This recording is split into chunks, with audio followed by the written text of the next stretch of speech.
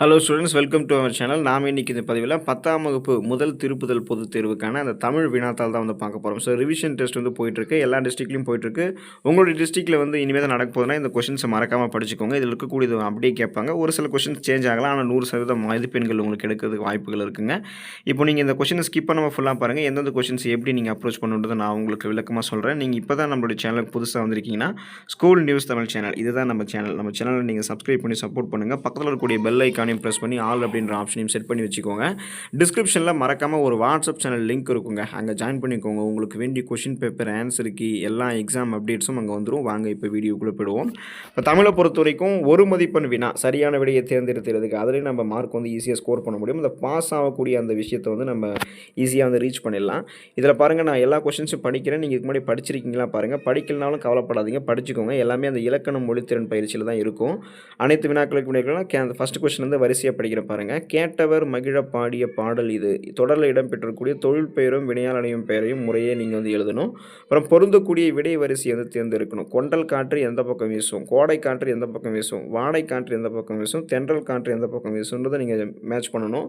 அப்புறம் பின்வருவற்றும் முறையான தொடர் எதுன்னு கேட்டிருக்காங்க இல்லையா. ஸோ இதில் வந்து பார்த்திங்கன்னா தமிழர் என்ன சொல்கிறாங்க அப்படின்னா, தமிழர் வந்து வாழை பண்பாட்டில் தனித்த அதில் கொடுத்துருக்காங்க. நிறைய அந்த மாதிரி மாற்றி மாற்றி கொடுத்துருப்பாங்க. அதில் எது அப்படின்றத வந்து நீங்கள் இது பண்ணணும். இப்போ தமிழர் பண்பாட்டில் வாழை இலைக்கு தனித்த இடம் உண்டு. விடை வந்து குரில் ஈ, அதுதான் சரியானது. கீழ்காண்பவற்றுள் எந்த இலக்கியம் பிறமொழி படைப்பினை தழுவி தமிழில் படைக்கப்பட்டது அப்படின்னா கம்பராமாயணம் தான் பிறமொழி படைப்பு. ஏன்னா அது வடமொழியில் வால்மீகி எழுதியிருப்பார், அதை தழுவி தமிழ் எழுதிங்க எழுதியிருப்பாங்க. அடுத்து ஓப்பின் காரணமாக அக்னியை வந்து உயிர்தனையாக கொள்வது என்ன வழுவமைதின்றது நீங்கள் எழுதணும். நச்சப்படாதவன் செல்வம், இத்தொடரில் நச்சப்படாதவனுடைய சொல்லினுடைய பொருள் வந்து என்னன்றது வந்து நீங்கள் எல்லாத்தையும் எழுதணும். அடுத்து பாருங்கள், முகமது ரஃபி அவர் இருக்காருங்க இல்லையா, அந்த இயற்பெயரை கொண்ட நாகூர் ரூமி எந்த மாவட்டத்தில் பிறந்தார் அப்படின்னு நீங்கள் வந்து எழுதணும். அதாவது ஆசிரியர் குறிப்பு பாக்ஸ் கண்டென்ட் இருக்கும், அதை படிச்சினாலும் நீங்கள் இதை எழுதலாம்.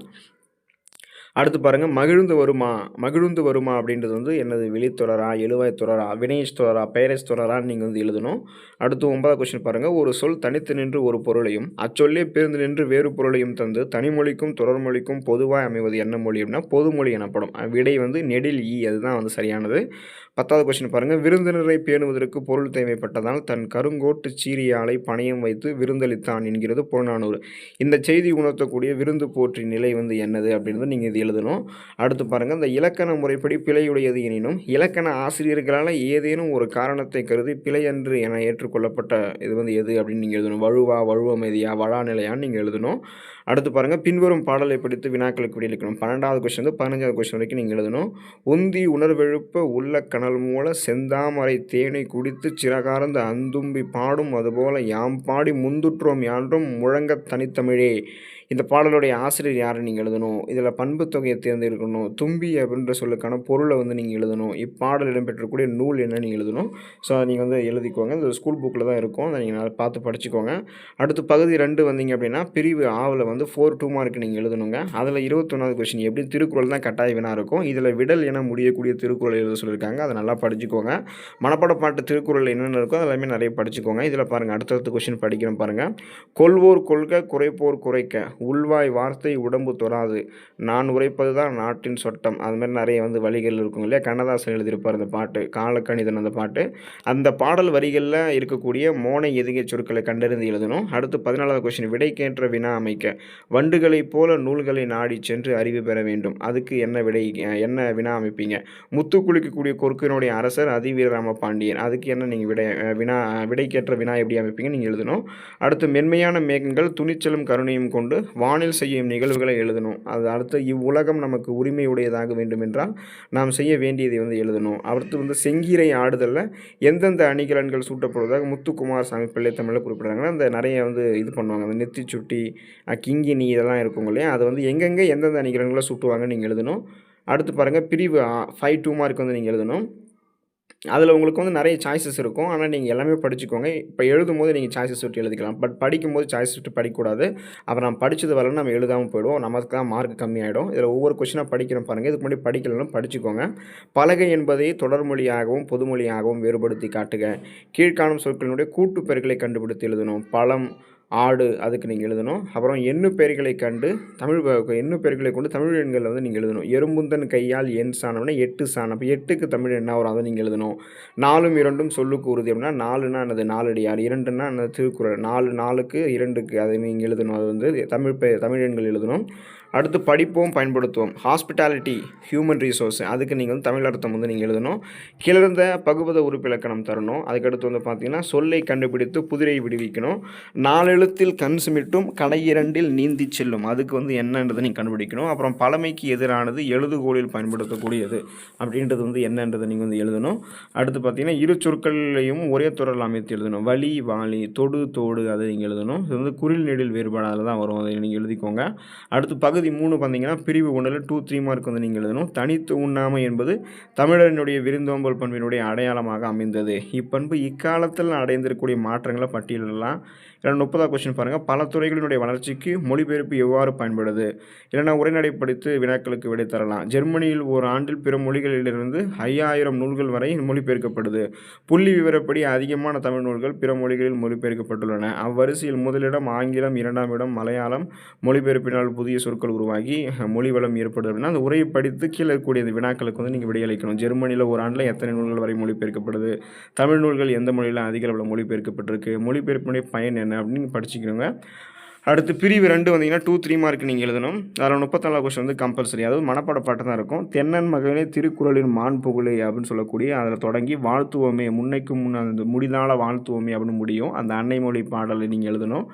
இல்லைனா வந்து பார்த்தீங்கன்னா அந்த பாட்டு எழுதணும். இன்னொரு பாட்டு வந்து புண்ணிய என தொடங்கக்கூடிய திருவிளையாடல் புராண பாடல் எழுதலாம். இது அல்லது அது எழுதலாம். நீங்கள் அப்போ உங்களுக்கு 2-3 மார்க் கொடுத்துருவாங்க. அடுத்து பார்த்தீங்கன்னா மீதி 2த்தில் 1 எழுதணும். எல்லாமே படிக்கும்போது படிச்சுக்கோங்க, எல்லா கொஸ்டினும் படிச்சுக்கோங்க. எழுதும்போது சாய்ஸ் வராமல் எழுதி பண்ணிக்கலாம்.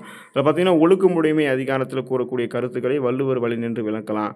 மன்னன் இடைக்காரனார் என்ற புலவருக்கு சிறப்பு செய்தது ஏன்னு விளக்கம் தரலாம். அடுத்து பிரிவு 3 வந்தீங்கன்னா 2-3 மார்க் எழுதணும். எடுத்துக்காட்டு ஓமையணியை சான்றோட விளக்கலாம். ஏதேனும் 2 வலுவமைதிகளை எடுத்துக்காட்டுடன் விளக்கலாம். முயற்சி திருவினையாக்கவும் முயன்றின்மை இன்மை புகுத்திவிடும். அந்த குரட்பாட்டை அலகிடுதல் வாய்ப்பாடு நீங்கள் எப்பவுமே அலகிட்டு வாய்ப்பாடு கேட்டாங்கன்னா அதை எழுதிக்கோங்க. மீதி இருக்கிறதுல கூட ஒரு கொஸ்டின் எழுதிக்கலாம். ஏன்னா நம்ம தேரியே எழுதுறதை விடவும் நம்ம அலகீட்டு வாய்ப்பாடு பிரிக்கிறதுல நமக்கு ஈஸியாக இருக்கும். அதனால் அந்த அலகீட்டு வாய்ப்பாடு பிரிக்கிறதுக்கான அடிப்படை வழிமுறைகளை தெரிந்துக்கோங்க. அதுக்காக எந்த குரல் கொடுத்தாலுமே அலகீட்டு வாய்ப்பாடு பிரிக்கக்கூடிய அளவுக்கு நீங்கள் அந்த வழிமுறைகளை படித்து வச்சுட்டிங்கன்னா ஈஸியாக இருக்கும். நல்ல மார்க் வந்து ஸ்கோர் பண்ணிடலாம். அடுத்து பகுதி 4க்கு வந்தீங்கன்னா 5 மார்க் நீங்கள் எழுதணும். இதில் அனைத்து வினாக்களுக்கும் விடையளிக்கணும். இப்போ ஒரு பாட்டு கொடுத்துருக்காங்க இல்லையா, அந்த கவிதையில் பொதிந்திருக்கக்கூடிய நயங்களை பாராட்டி எழுதணும். 38வது கொஸ்டின் தேனினும் இனிய நற்சமிழ்ந்தமிழ் மொழியே தென்னாடு விலங்குற திகழும் தென் மொழியே அதுதான் நீங்கள் எழுதணும். நம்ம பானையும் பாராட்டணும் எழுதணும். அதுக்கடுத்து அது எழுதலைன்னா இறைவன் புலவர் இடைக்காடன் குரலுக்கு செவி சாய்த்த நிகழ்வை நயத்துடன் எழுதணும். அடுத்து 39 வந்தீங்கன்னா லெட்டர் எழுதணும். இப்போ வந்து கடிதமில் ஒரு வந்து அஃபிஷியல் கடிதம் இருக்கும், இன்னொன்று அன்அஃபிஷியல் கடிதம் இருக்கும். அதுக்கு பேட்டர்ன் தெரிஞ்சிருக்கணும். கரெக்டான வழிமுறைகள் கடிதம் எழுதுறதுக்கு எப்படி இருக்குன்றதை தெரிஞ்சுக்கிட்டு அதுக்கேற்ற மாதிரி நீங்கள் கடிதம் எழுதணும். அதில் 39ல் குறில் லாவில் பார்த்தீங்கன்னா உங்களுடைய கிராமத்திற்கு நூலக வசதி வேண்டி பொது நூலகத்துறை இயக்குனர் அவர்களுக்கு கடிதம் எழுதலாம். இந்த நூலகத்துக்கு லெட்டர் எழுதுனது ரொம்ப இம்பார்ட்டண்ட்டானது தான், எப்பயுமே படிச்சுக்கோங்க மறக்காமல். அல்லது மாநில அளவில் நடைபெற்ற கலை திருவிழா போட்டியில் பங்கேற்று கலையரசன் பட்டம் பெற்ற தோழனை வந்து நீங்கள் வாழ்த்தி ஒரு மடல் எழுதுறீங்க. அது ரெண்டுத்துக்குமே படிச்சுக்கோங்க. எழுதும் போது எப்படின்றது எழுதிக்கலாம். அடுத்து காட்சியை கண்டு கவிஞருடன் நீங்கள் வந்து எழுதணும்.